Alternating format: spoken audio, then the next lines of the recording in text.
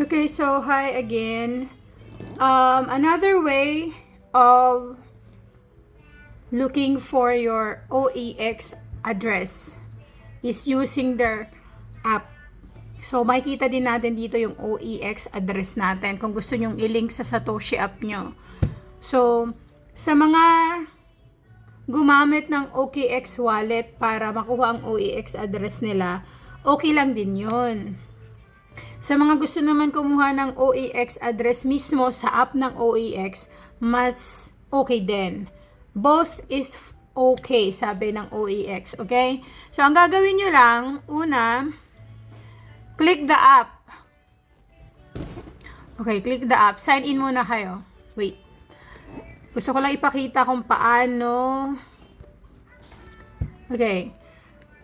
So, i-open nyo yung app, yung OEX app. Make sure na updated lagi. So, lagi nyo bisitahin yung Play Store, then i-update nyo. Okay? Tapos, ganito. Sa mga gumamit ng OEX na address galing sa kanilang OKX wallet, kailangan nyo mag-import dyan. I-import nyo dyan yung OKX wallet address nyo. Especially sa claiming ng token. Okay, kasi ang mangyayari, yun yung lalabas na wallet address nyo. Tapos, sa mga gusto naman na mismo sa app ng OEX gagamitin yung wallet address, pwede din. So, i-open nyo lang yung wallet nyo, yung app.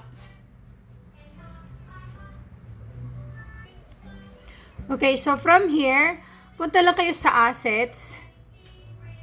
Kasi naka-testnet to long testnet siya, 'di ba? So, ang gawin nyo, pwede kayo, hindi pa kasi open ang mainnet ng tawag dito ng OEX. So, kung gusto nyo gamitin yung sa testnet, okay lang naman. So, ang testnet tsaka mainnet, parehas lang naman ang address yan.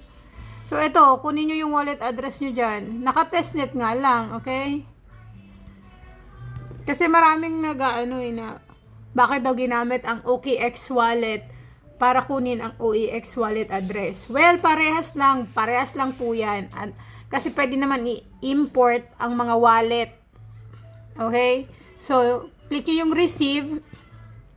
So, ito yung magiging OEX wallet add nyo. Okay? So, since naka-testnet yan, okay lang yan kasi ang mainnet naman yun is parehas lang naman. Mainnet and testnet is pares lang ang wallet address nyo. So, sa mga nababahala or naguguluhan, so ito na yon. Both are just okay. Kung gumamit man kayo ng OKX wallet para kunin ang OEX wallet address nyo is fine. Kasi pwede naman siya i-import.